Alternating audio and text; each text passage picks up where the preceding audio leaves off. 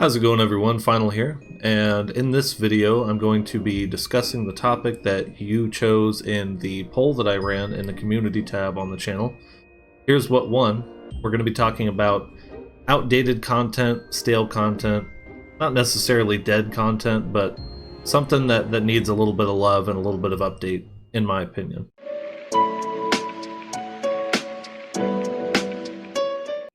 Alright, so I'm going to discuss 3 different pieces of content that I think need updating. Those are going to be Adventurer Squadrons, the Gold Saucer, and FC Airships. Let's go ahead and get started with Squadrons. So what are Squadrons? It's Grand Company content, and essentially there's 2 conditions to it. You have to reach the rank of 2nd Lieutenant in your Grand Company, and you have to have unlocked your challenge log. Now, once you've done that, you gain the ability to recruit a party of NPCs. I think it starts with 4, and eventually you can unlock a second squad of 4. I'm not too sure about that, but I'm pretty sure you start off with only the ability to recruit 4. But once you have them, you can send them out on missions, which are kind of like the retainer ventures, and they take 18 hours for your squadron to return, and the success or failure of the missions is solely based on their stats. And there's 3 stats. There's physical, mental, and tactical. Now you're in charge of training them via the regiment board, which is right over there. And as you can see, there's different training regiments depending on which stat you need to increase. Now as your squadron NPCs level up, they'll gain a bigger stat point pool, so you can train them up and make them even more powerful, so the likelihood that they'll succeed the higher level missions is much higher. Now, why do we care about this?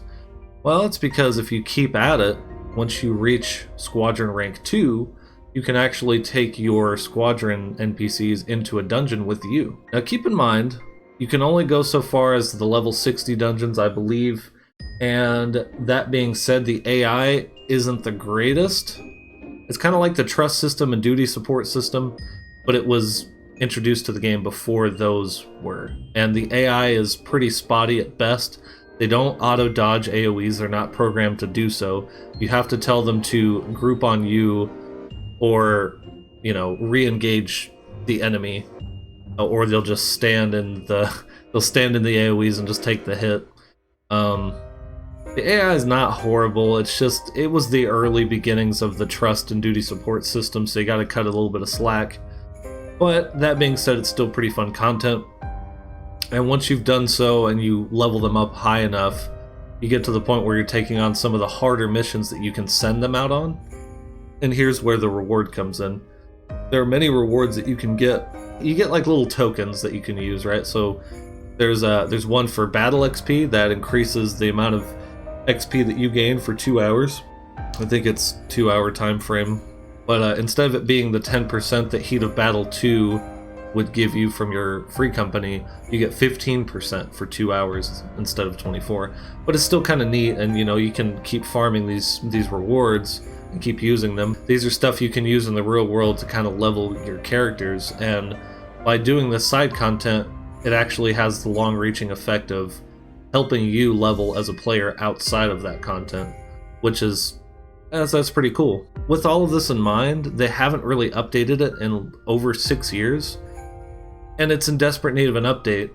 Now, I remember seeing a Reddit post, it was during a producer live letter sometime last year, I believe, and Yoshi P was talking about Adventurer Squadrons. And keep in mind, this is all rough translation. Somebody on the internet did this translation, so you don't know if it's accurate or not if you're not a native Japanese speaker, which I am not. The translation said that he's not going to update Adventurer Squadrons until after the duty support system has been fully implemented into the game. Now, every expansion has the duty support system where you can take NPCs and go into the dungeon kind of single player and not have to queue up with other players. And the only expansion that doesn't have it is Stormblood, and that will be coming up next, and then suddenly all main story dungeons you can do solo. Once that's completed, he'll bring that AI and merge it to the NPCs in your squadron. But then again, I would take that with a grain of salt, because there was another person that said that person's translation was wrong and said that he's going to just delete Adventurer Squadrons altogether. I don't know, I don't speak Japanese, but I can tell you this. I really hope they don't do that because I actually kind of like the content. I'm a very casual player. I don't really raid because I just don't know enough people that are into 14 personally. Not enough to take it that seriously anyway. And casual content's kind of where I exist. So the main scenario and the casual content has always been like my favorite things about the game. Yeah, so there you have it for Adventurer Squadrons. I think they're in need of an update. And hopefully the update is not that they just get rid of it, because that would fucking suck. Now we move on to the Gold Saucer. The happiest place on Earth. I spend a lot of time here, like an insane amount of time. I love playing the mini games. I love doing the fates, or they're called Gold Saucer events, the gates. And here's kind of a list of what they got. They got the gates, like I said. They got Chocobo Racing. They have Lords of Verminion, which is kind of like a pet battler where you use your minions to play against other people, and it's kind of like a MOBA almost, where you have to destroy their Arcana Stone. So it's sort of like attacking the tree or Dota. I don't know. I don't play MOBAs, but you know, everybody knows MOBAs but me. They have Triple Trad, which is a card game, and that's from Final Fantasy VIII, and that's kind of loved by Final Fantasy veterans. It's pretty fun. And there's lots of cards you can collect. Then you have Dome and Mahjong, which I know nothing about. I'm not going to learn Mahjong. There's the Cactpot Lotteries. I don't think I've ever had a single number match, but you always get at least a consolation prize, which is kind of nice. You'll always make more money back than you did spending on the ticket, which is a win. There's 6 unique minigames. Like, there's like just for example, there's a basketball minigame where you can shoot hoops. And there's even one where you can punch the fuck out of a dummy. And those are kind of fun. So, if there's so much stuff to do, then what's my point? Well, my point is this. There's a lot to do, but it's gotten a little stale. As someone who spends a lot of time in the Gold Saucer, I can tell you that it's in serious need of an update. Even if it was something as simple as just adding more of the Gold Saucer events. Because I think there's 9 of them if you count the various leaps of faith. But just have more, right?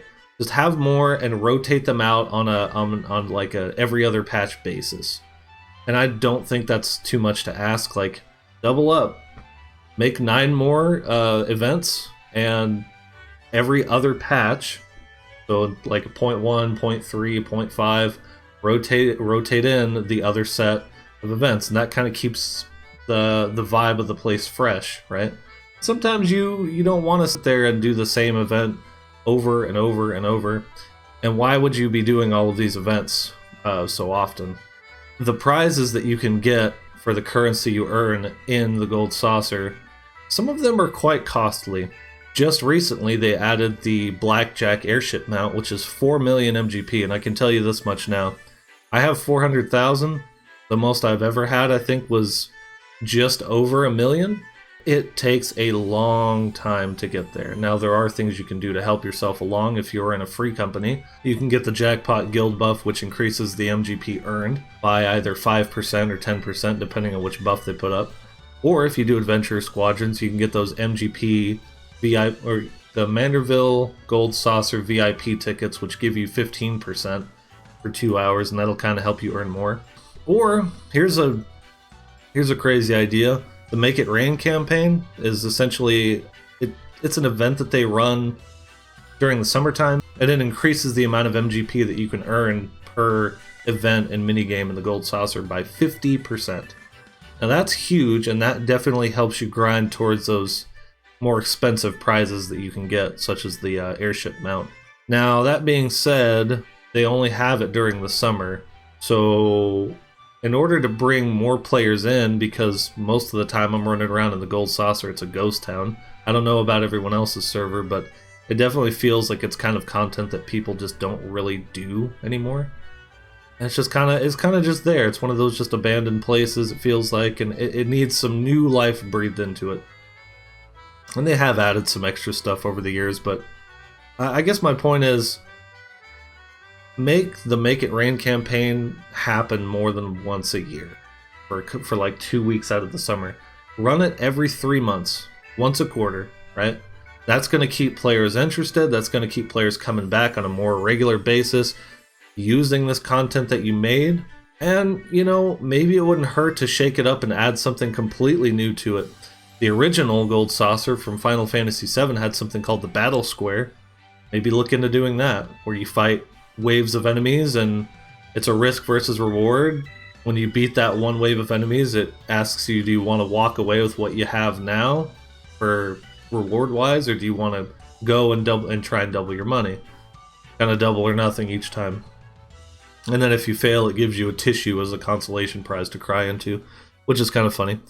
But, you know, there's that. And then I think I remember hearing something a long time ago about Blitzball in the Gold Saucer. I think Yoshi P mentioned that, and it might have just been a joke. But I think he said they would be interested if they could find a way to make it work. Well, clearly they haven't. And I'm not a big, like, Blitzball fan myself. Like, I thought it was fun enough, but I'm not obsessed with it. I kind of just threw this in there for one of my buddies that's going to watch this video because he's a big Final Fantasy X nerd. But yeah, like, just, you know, just add in a couple more things. Maybe a couple more of the Gold Saucer events. Rotate out some of the mini games. They don't have to reinvent the wheel. Just add some more stuff and then rotate it in and out to keep it fresh. That's really all it would take. To close things out here, I'm going to have an honorable mention topic for a piece of content that needs an update. And keep in mind, I haven't really delved too far into it because I haven't had my free company that long. We founded it. We took a while to grind up enough money for a house. We started building on the free company airship, which is the topic of discussion here. And we haven't even really finished building it because we looked into what it can actually do. And apparently all it really is kind of like the Adventurer Squadron missions where you send them out, or the Retainer Ventures where you send them out, and then they come back with some random crafting mats and materia and some other bullshit. Like, who cares, right? Maybe some people care. We don't. My FC doesn't really care that much. And when we looked at what they can actually get, like what the airship can bring back, it's really nothing spectacular. It feels like it's a lot of outdated items and stuff that just doesn't really matter anymore. So that needs kind of a revamp. I was under the assumption when they first added free company airships to the game years ago, I think it was right when Heaven's Word came out, when they added FC airships, I was under the foolish impression that you would, I don't know, be able to fly your airship around and have some kind of something to do with your airship, interact with it, more than just building it and then looking at a gummy ship and a hologram from Kingdom Hearts. It's just kind of dumb, and you need to make the player feel more involved, I feel. That would shine a new light on FC airships, and it might make it worth actually building. But as it is now, it's kind of an abandoned thing that me and my FC mates probably won't use, to be honest. Oh, one more thing about the airships. How about some airship PvP? Question mark? Crazy idea. There's a lot more stale and outdated content in Final Fantasy XIV that I could discuss, but I might save that for another video. We'll see. For now, I'm going to go ahead and end things here. I hope you guys enjoyed today's video. If you did, don't forget to leave a like on the video. Subscribe to the channel if you're not already subscribed.